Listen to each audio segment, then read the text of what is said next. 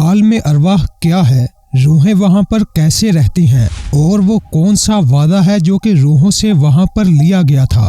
انسان کی زندگی کے لیے اللہ تعالیٰ نے 4 عالموں کا تعین فرمایا ہے، یعنی عالم ارواح، عالم دنیا، عالم برزخ اور عالم آخرت۔ حیات زندگی انہی 4 عالموں پر مشتمل ہے اور ہر انسان کو ان 4 عالموں سے گزرنا پڑتا ہے۔ ہم عالم ارواح سے آئے ہیں، عالم دنیا میں رہ رہے ہیں، مرنے کے بعد عالم برزخ میں چلے جائیں گے اور عالم آخرت میں قیامت کے دن پھر سے اکٹھے کیے جائیں گے۔ اللہ تعالیٰ نے پہل جب ہمیں پیدا فرمایا تو ارواح کی شکل میں پیدا فرمایا، اور جس عالم میں ہمیں رکھا گیا وہ عالم ارواح تھا۔ عالم ارواح کو عالم ارواح اس لیے کہا جاتا ہے کہ وہاں پر صرف روحیں رہتی ہیں اور وہاں پر جسم نہیں ہوتا۔ یہ عالم بلا ہے، اور کیونکہ روح پاک اور نورانی ہوتی ہے اس لیے اسے عالم نور بھی کہا جاتا ہے۔ اسلامی روایات کے مطالعے سے ہمیں یہ بات پتہ چلتی ہے کہ اس دنیا میں بھیجے جانے سے پہلے ہم سبھی ایک اور عالم میں بھی رہ کر آ چکے ہیں جسے عالم ارواح کہتے ہیں،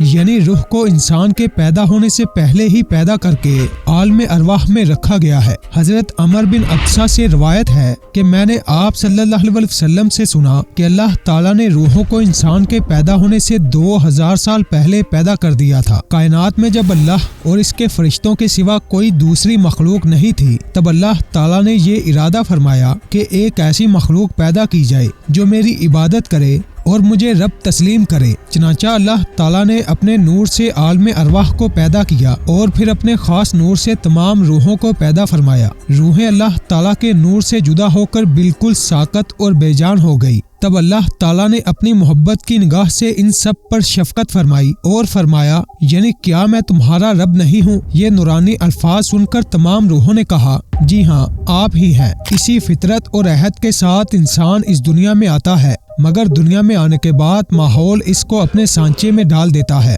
جیسا کہ اللہ کے رسول صلی اللہ علیہ وسلم نے فرمایا کہ جب بھی کوئی بچہ پیدا ہوتا ہے تو وہ فطرت اسلام یعنی دین حق لے کر پیدا ہوتا ہے، مگر بعد میں اس کے ماں باپ اس کو اپنا دین سکھا دیتے ہیں۔ اسی بات کا ذکر قرآن مجید میں کچھ اس طرح سے ہوا ہے کہ جب اللہ تعالیٰ نے حضرت آدم علیہ السلام اور ان کی اولاد کو پیدا فرما لیا تو ان سے یہ اقرار کروا لیا کہ کیا میں تمہارا رب نہیں ہوں؟ وہ کہنے لگے، کیوں نہیں، ہم گواہ ہیں۔ یہ اقرار اس لیے کروایا گیا تاکہ قیامت کے دن تم یہ نہ کہہ سکو کہ ہمیں تو اس کی خبر ہی نہیں تھی۔ اس کے بعد اللہ تعالیٰ نے یہ اعلان کیا کہ اگر تم میں سے کوئی دنیا اور دنیاوی حیثیت چاہے گا تو میں اسے وہ عطا کروں گا، اگر تم میں سے کوئی جنت چاہتا ہے تو میں اسے وہ بھی دوں گا، اور اگر تم میں سے کوئی میری ذات یعنی میری پہچان چاہتا ہے تو میں اسے وہ بھی عطا کروں گا۔ تمام روحوں کو بنانے کے بعد اللہ تعالیٰ نے ان کا سارا ریکارڈ لوہے محفوظ میں رکھ کر اپنے پاس سیو کر لیا۔ تمام انسانوں کی روحیں عالم ارواح میں رہ کر انتظار کرتی ہیں اور پھر روحیں وہاں سے بتدریج دوسرے عالم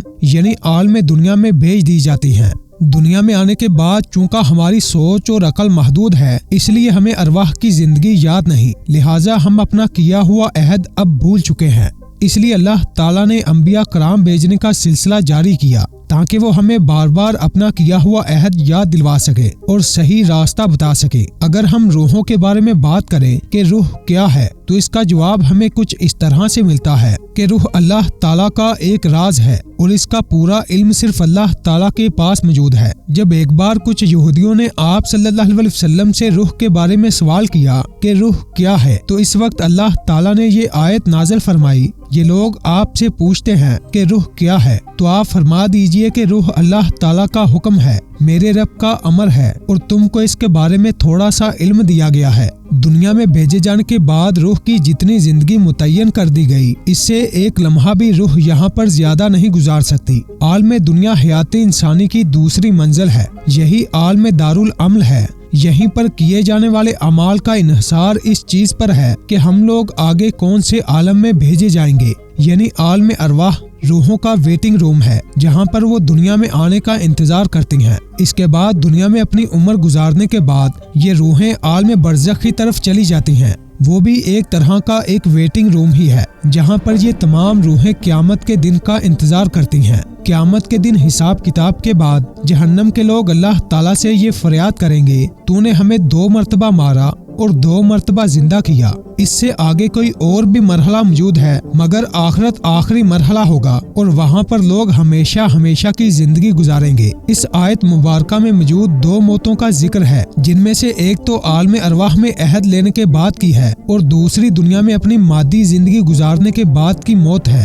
عالم دنیا میں جو روح کو لباس دیا گیا ہے وہ مادی جسم کی شکل میں ہوتا ہے، یہی جسم روح کا پنجرہ ہے۔ اسی روح سے ہی آپ کی زندگی ہے، آپ کی خوشیاں ہے، آپ کا سکون ہے۔ یہی روح روز ازل اپنے رب سے ملی تھی اور اسی روح نے اپنے رب کی آواز سنی تھی اور اپنے رب کو دیکھا تھا۔ اسی روح نے عہد کے جواب میں قال و بلا کہا تھا اور یہی روح آپ کے مرنے کے بعد دوبارہ اپنے اگلے عالم میں بھیج دی جائے گی اور وہاں پر ایک بار پھر آپ سے ملے گی۔